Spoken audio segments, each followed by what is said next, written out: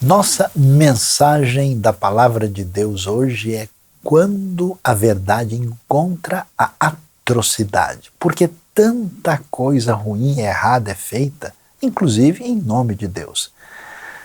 Não se esqueça, acompanhe e observe com atenção essa nossa reflexão, mensagem para o seu coração. E curta, siga o nosso canal, multiplique a IBNU, seja um parceiro na divulgação da mensagem da Palavra de Deus.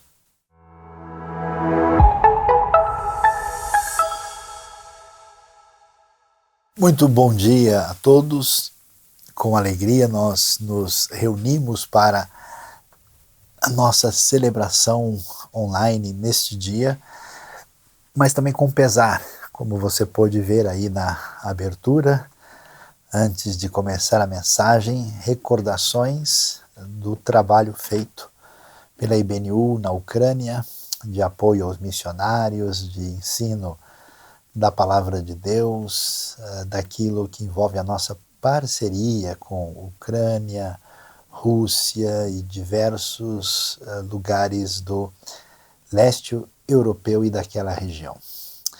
E você, muito bem-vindo, convidado a agora dar atenção à Palavra de Deus. Eu vou pedir desculpas, minha transmissão de mensagem está um pouco prejudicada em função da minha recuperação das sequelas da Covid, então nem sempre a gente consegue, né? É muito esforço para pouco resultado, então perdoem aí às vezes a limitação na transmissão daquilo que deve ser dito no dia de hoje. E hoje nós vamos pensar e refletir num tema muito importante, que é quando a verdade encontra a atrocidade.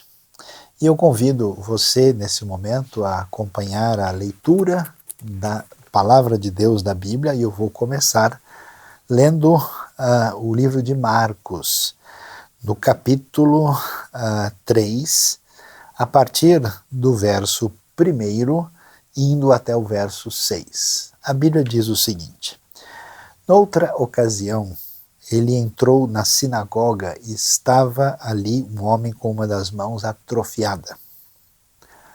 Alguns deles estavam procurando um motivo para acusar Jesus, por isso observavam atentamente para ver se ele iria curá-lo no sábado.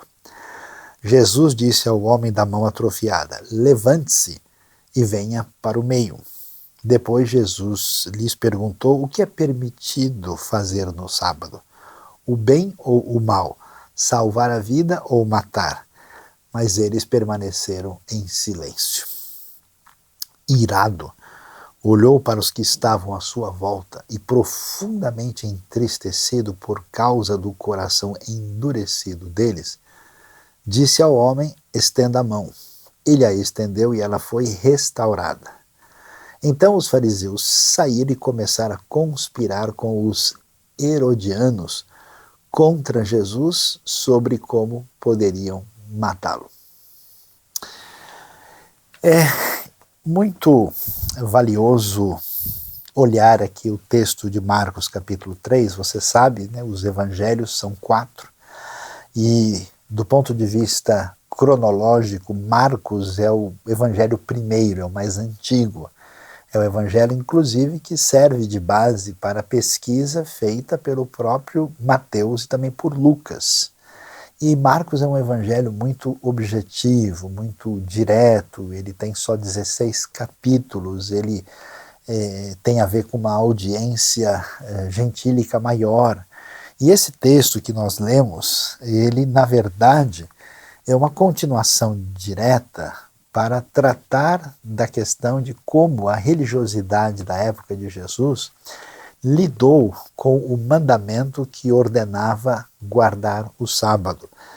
De fato, o assunto começa no capítulo 2, verso 23, quando Jesus está ali com os discípulos e começam a colher espigas numa lavoura de cereal no sábado e tem uma controvérsia religiosa sobre o assunto com os religiosos mais observantes da lei segundo a tradição, que eram os fariseus. E segundo momento, né, o segundo slide aqui tem a ver com o que nós lemos do capítulo 3, do verso 1 até o 6, na controvérsia por causa do homem que foi curado. Essa questão de como os religiosos confrontam a Jesus, e é interessante que você tem uma observância formal e tradicional de um mandamento que envolvia o Shabat, você tem a situação de um homem doente que é curado por Jesus, você tem uma reação de pessoas, inclusive, que são contrárias umas às outras e que planejam matar Jesus. E o que aparece nesse cenário é algo, assim, um tanto quanto assustador, porque, na verdade, a gente pode dizer, esses fariseus são o que a gente pode definir como guardiães da verdade. E sendo guardiães da verdade, em nome dessa verdade, eles acabam caminhando na direção de planejar uma atrocidade. Eles querem matar Jesus de maneira injustificável. Isso deve nos levar a pensar como é que é isso, por que isso acontece. Aliás, não sei se está claro para a gente, quando a gente analisa a história humana e observa o que acontece no mundo, nós vamos perceber algo assim extremamente assustador. Que a história humana é feita, né? Nós estamos hoje diante de uma catástrofe humanitária, com o que acontece na invasão da Ucrânia, uma guerra com muita gente desesperada, milhares de refugiados.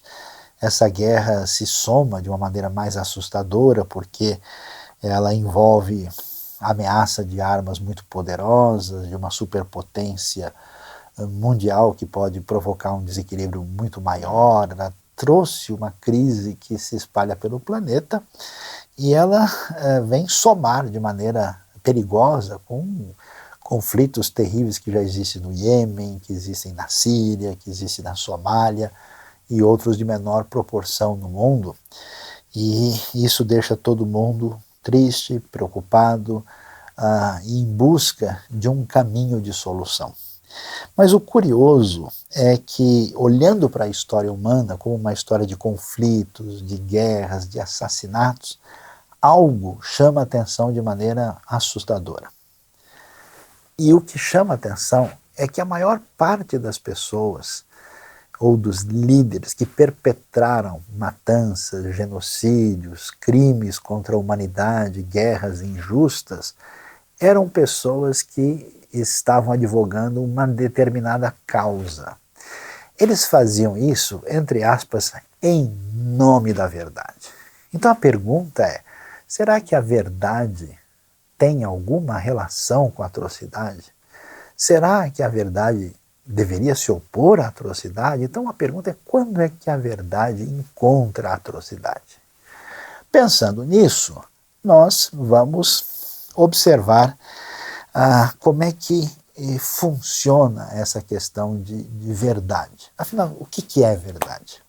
Os estudiosos da história das ideias afirmam que verdade tem a ver com correspondência e com coerência. Né? Então, quando você faz qualquer afirmação, quando você faz qualquer referência de explicação, de definição de algum conceito, é necessário que esses elementos de correspondência e coerência estejam bem definidos. E, em grande parte, a história humana, ela trabalha desde a antiga filosofia grega em tentar definir o que é verdade. Né? Então, aquela coisa de você lutar contra sofismas, de você debater contra a mentira, você confrontar a incoerência. Hoje se fala muito do problema do que é chamado de fake news, né? E, ao mesmo tempo, se discute qual é o limite dessa verdade, se ela é exclusiva, se existem situações onde a gente pode ter pontos de vistas complementares, se a verdade ela é, vamos dizer, diversificada, se ela é uma realidade simplificada, tudo isso passa pela discussão.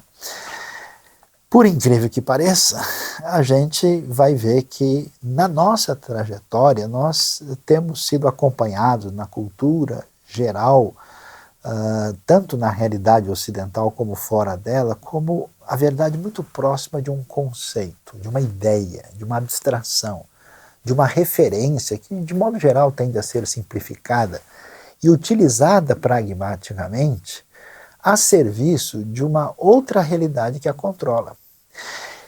O assustador nessa história toda é que a gente não imaginaria isso a princípio, mas que a verdade que se coloca a serviço da atrocidade tantas vezes se mistura com a religiosidade. Então o assustador nessa história toda é que muitos crimes, tantas matanças foram feitas em nome da fé e até mesmo em nome da fé cristã e, por incrível que pareça, tantas vezes em nome de Jesus, sendo que Jesus não tem nada a ver com aquilo que foi feito indevidamente em seu nome. Olhando para os textos bíblicos, a gente começa a perceber isso. A Bíblia mostra em determinados momentos como aquilo que a gente pode falar de verdade, que é importante, né? A gente vê que Deus se revelou, Deus se deu a conhecer. Toda a tradição da fé evangélica reforça o que a gente chama de sola escritura, né? Contra uma percepção relativa do mundo, onde nada pode ser definido, onde cada um tem a sua verdade particular e que não se comenta sobre isso.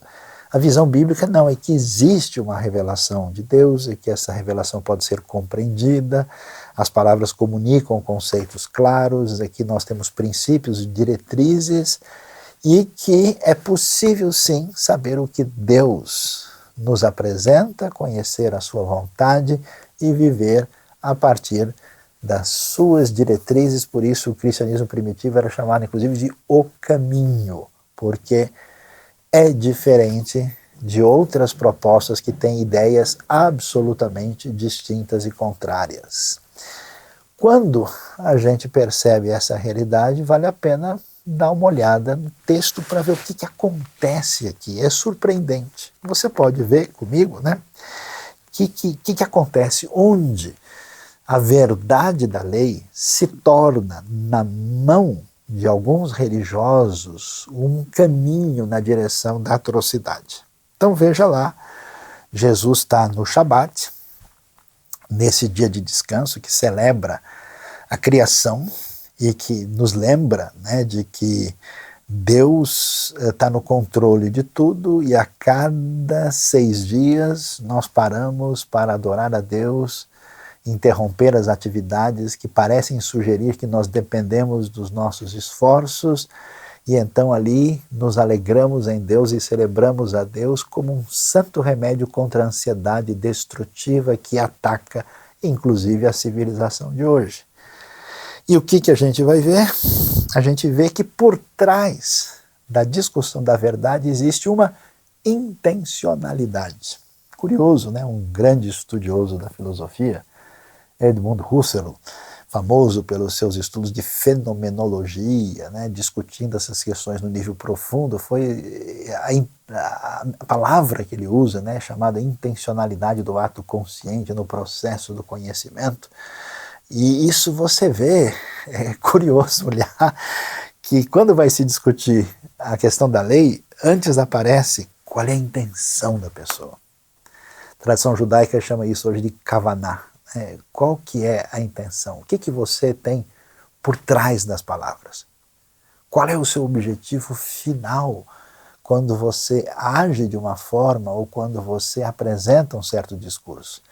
O texto vai ser claro que eles estavam procurando um motivo para acusar Jesus, por isso o observavam atentamente, para ver se ele iria curá-lo no sábado. Veja que coisa impressionante, né? São pessoas que entraram em contato com a fonte da verdade da fé, que é a Escritura, se apresentavam como seguidores da vontade divina, mas deixaram, em muitos casos por processos inconscientes ou não, que a intenção perversa dominasse o nosso coração. O coração deles. E eu digo nosso coração porque o problema deles é o problema nosso. E aqui é tão importante a gente descobrir isso. E quando a gente lê esses textos, a gente fala, puxa, esses fariseus são terríveis. Olha, aqueles judeus do primeiro século eram pessoas muito complicadas. Mas o texto não foi escrito, nem foi preservado para dizer que eles eram especialmente perversos. Para mostrar que aquilo que era um problema na vida deles é um problema na nossa vida. A intenção do texto é exatamente o contrário. Para dizer, olha, mesmo pessoas tão próximas da Bíblia, tão direcionadas para a obediência a Deus, podem se enganar até o ponto de perder o que é mais importante na fé. Portanto, uma advertência para nós é a gente pensar em que medida o nosso coração lida com a verdade, talvez influenciado por uma perigosa intencionalidade, como era o caso daqueles religiosos dedicados dos tempos de Jesus. Olhando ainda para o texto, Jesus então vê um homem com a mão atrofiada e se volta para o homem e diz o que é: levante-se e venha para o meio. E aí o que vai acontecer é Jesus confronta o que eles estão fazendo, as suas intenções, e faz a questão para eles: o que é permitido fazer no sábado, bem ou mal, salvar a vida ou matar? E é interessante, a omissão criminosa, né? A pessoa tem má intenção, ela é confrontada e aí surge o silêncio ensurdecedor de quem se compromete com o mal. Eles, com aquela cara de paisagem, imagino eu, né, não dizem absolutamente nada. Nós somos inocentes, somos guardiães da verdade e vamos ficar quietos. E o foco de Jesus é muito importante. E aqui eu acho que tem uma das coisas que é um dos remédios mais significativos contra a ameaça da verdade quando processos inconscientes que levam à atrocidade querem controlá-la. Por isso é tão valioso prestar atenção nisso, porque na verdade o fariseu sou eu e você. A situação complicada está presente em todos nós. E olhando para o que a palavra de Deus nos apresenta, a gente vai ver, né, que, olha, vocês mudaram o sentido do sábado. O sábado é um tempo, inclusive, a Bíblia fala para a gente celebrar o sábado. Era um momento de festa, porque Deus criou e sustenta o universo. Claro que havia restrições, mas as restrições estavam ligadas com esse princípio maior. Por isso Jesus diz, escuta, essa celebração extraordinária da criação é algo que nos impede de fazer o bem. Se você se reúne com a comunidade para ouvir a Deus e amar aqueles que fazem parte da comunidade da fé, agora curar uma pessoa virou um crime. Qual é o mandamento da lei que proíbe curar no sábado? Nenhum. Portanto, eles não sabem o que fazer e é interessante. E aí eu acho extraordinário, porque muita gente, quando pensa na verdade de Deus, pensa na verdade de Deus, num Deus impassível, num Deus simplesmente que domina o universo, num Deus que é uma verdade assim abstrata, né, em algo distante. Interessante, Deus entre nós, Jesus, você viu como ele se apresenta? Dependendo da nossa intenção, manifesta-se o que há no nosso coração. Eu já vi gente, por exemplo, olhar para uma pessoa num sofrimento terrível, numa dor mortal, precisando de ajuda, sem qualquer tipo de reação ou comoção. Essa mesma pessoa, alguém riscou a lataria do seu carro, que escândalo! Que atitude desesperada e absolutamente alvoroçada, porque você vê para aquela pessoa, aquele carro com a sua pintura, que representa a extensão do seu ego, é o seu valor maior. Mas uma criança debaixo do viaduto, com uma ferida aberta, não desperta qualquer preocupação. Vejam o nível de loucura quando o potencial da atrocidade pode manipular a verdade. E olha só que coisa interessante, como é que Jesus reage. Aquele Jesus, né, de cinema, com aquela carinha assim, cinematográfica preparada. Não, irado, olhou para os que estavam à sua volta e profundamente entristecido por causa do coração endurecido deles. Quer dizer, Jesus viu como aqueles homens se renderam ao pecado de tal maneira de, no momento de ver uma pessoa em sofrimento e de evocar tudo o que há da parte de Deus para aliviar isso, essas pessoas estão preocupadas com detalhes secundários e mal interpretados do Shabat, de tal maneira que Jesus fica irado. E você deve ficar irado quando a gente vê coisas que são absurdas. Eu me lembro de um amigo meu que, trabalhando, encontrou numa cidade do nosso país alguém criminosamente tentando estuprar uma criança. Quando ele viu isso, ele disse, olha, tiveram que me segurar, que eu fiquei com vontade de fazer picadinho do sujeito. Eu entendo perfeitamente. Então Jesus fica indignado. Ou seja, diante de certas coisas, fica claro que a gente não pode reagir de uma maneira impassível, diferentemente do Deus que se revela na Bíblia e da pessoa de Jesus. E tem mais. Esse Jesus irado é o Jesus entristecido. Impressionante. Jesus chorou. Jesus foi movido de íntima compaixão. Jesus se entristece. E é interessante, né, que ele vê a situação terrível e triste em que esses indivíduos estão e ele não deixa de confrontar aquela manipulação teológica, doutrinária, equivocada em nome de Deus que endureceu o coração deles ou o coração endurecido deles provocou aquela teologia.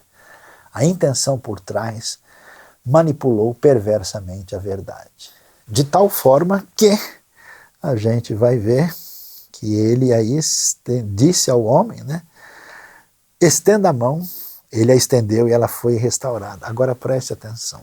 Até que ponto o uso indevido da verdade leva à atrocidade sem considerar o elemento de contrariedade. Então os fariseus saíram, preste atenção, e começaram a conspirar com os herodianos contra Jesus sobre como poderiam matá-lo.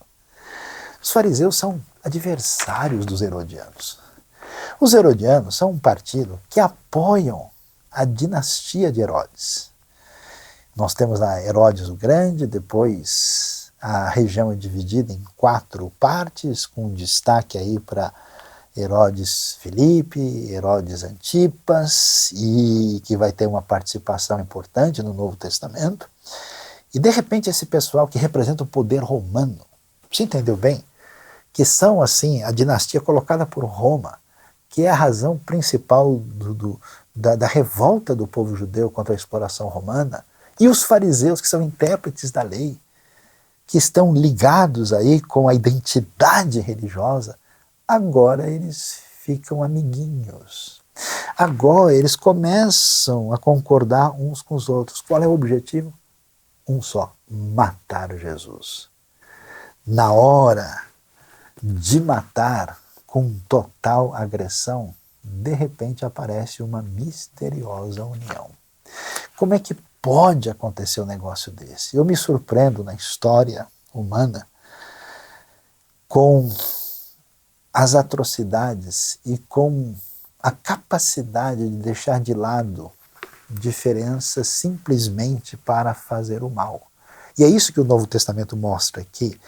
A gente vê que Jesus é morto pelo poder romano, que tem a concordância, especialmente de líderes religiosos, pessoas completamente opostas entre si.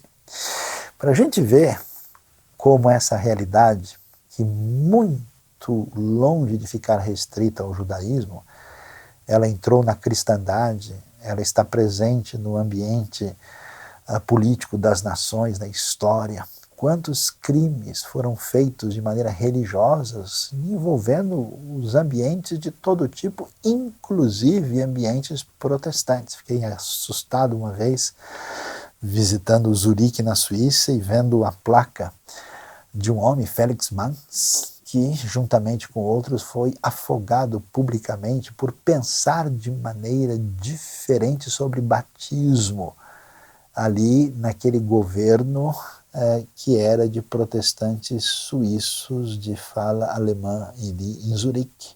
Quanta coisa foi feita, né? As guerras europeias, que coisa impressionante. E olha, preste atenção, João capítulo 16 nos dá um pouco mais de luz sobre o assunto. E Jesus diz o seguinte, né? Eu lhes tenho dito tudo isso para que vocês não venham a tropeçar. Vocês serão expulsos das sinagogas de fato, atenção.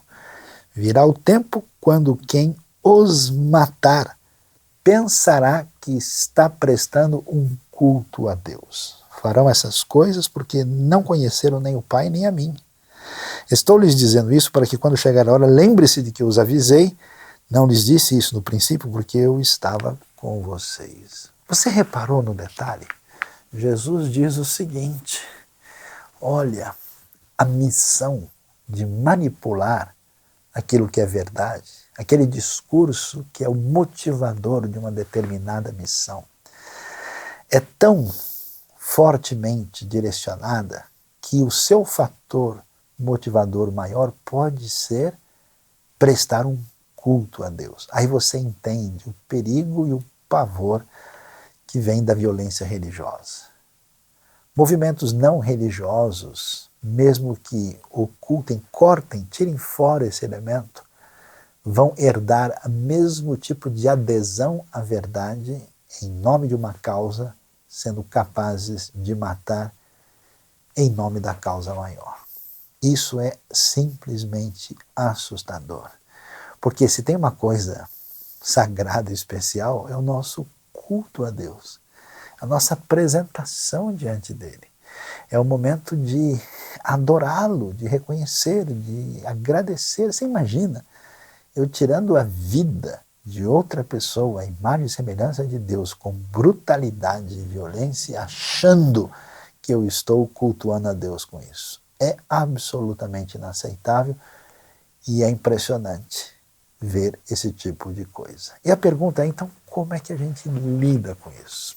Aí a gente vai observar um fator interessante, que a maneira como a Bíblia lida com a verdade vai muito além dessa coisa tão limitada que as pessoas passaram na história do nosso pensamento a ter como referência de verdade.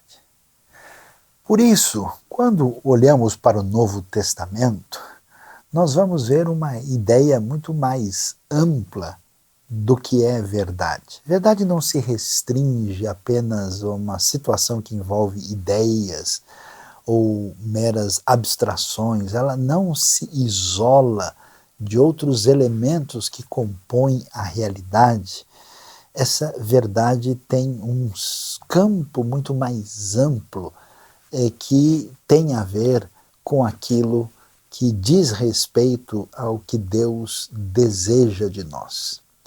Portanto, em vez de nós termos uma ideia daquele que é o paradigma da verdade como alguém impassível, alguém distanciado desses elementos que envolvem a realidade, a Bíblia apresenta uma verdade entremeada profundamente com aquilo que envolve as emoções humanas e a prática também. É curioso observar isso, porque nós vamos ver primeiro um elemento interessante que coloca um freio na tendência totalitária humana de domínio da verdade que geralmente justifica a atrocidade. É o fato de perceber que a nossa limitação no acesso à verdade está muito bem definida. E eu gostaria de citar aqui, nesse momento, o famoso filósofo, matemático, estudioso, tão importante na história, Blaise Pascal, o geômetra, o filósofo que fazia distinção entre os diversos métodos de conhecimento. Aliás, você pode até ver uma live especial sobre ele aqui na IBNU, no nosso canal, como ele distinguia entre espírito de finura e espírito geométrico. Ele disse, né, que o coração tem razões que a razão desconhece, e Pascal vai dizer algo que certamente é bem útil para nós quando a gente fala sobre ele. Eu gostaria de citar aqui, né? Ele diz, olha, o ser humano, na verdade, é incapaz de atingir a plenitude da verdade, pois a razão humana é constantemente enganada pela imaginação ou por outras potências enganadoras. Quer dizer, isso que depois vai ser até discutido na história da psicologia, né? Os fatores inconscientes que entram no processo, que podem manipular a intenção de alguém, que conduz um raciocínio elaborado, é algo muito significativo e que deve nos levar a uma posição de humildade, de baixar a bola, de pensar direito, de aprender a ouvir, de saber dialogar, de avaliar, de pesar, de refletir aqui, depois ponderar e chegar a uma conclusão mais adequada. Esse elemento está presente nas Escrituras de maneira muito significativa. E é curioso um outro elemento que aparece na Bíblia e que a gente não vê em lugar nenhum. Jesus vai dizer, eu sou a verdade. Você entende qual que é a importância e o peso disso? Todos os grandes pensadores, líderes religiosos, eles disseram, pessoal, eu vou mostrar para vocês a verdade. A verdade é esse princípio, a verdade é esse caminho, é essa lei, é essa dieta, é essa prática. Jesus diz algo que ninguém pôde dizer, eu sou o caminho, a verdade e a vida. De modo que Jesus nos convida a uma relação com a verdade que ultrapassa a mera abstração perigosamente controlada pela má intenção.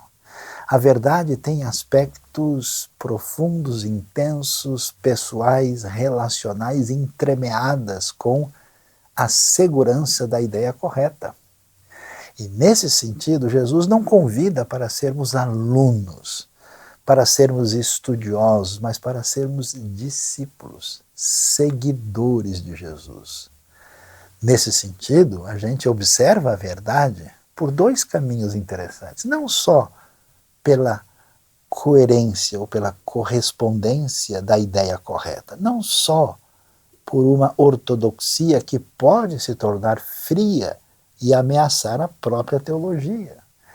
A verdade se observa pelo coração e pela prática dessa verdade.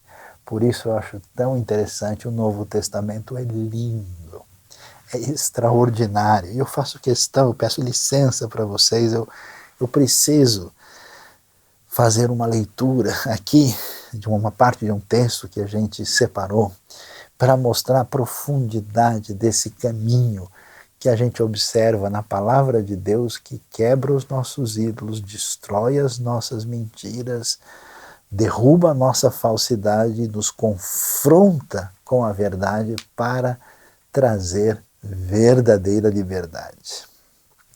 Veja só,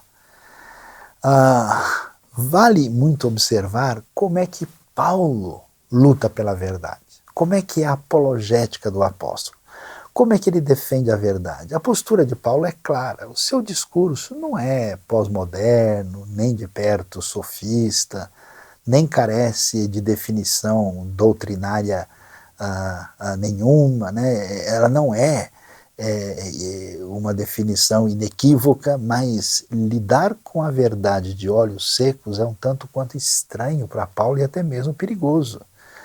É difícil imaginar que defensores da fé que proclamam doutrinas tão sérias, por exemplo, como o juízo divino, creiam de fato no que dizem, quando eles não são atingidos no coração pelas palavras que falam.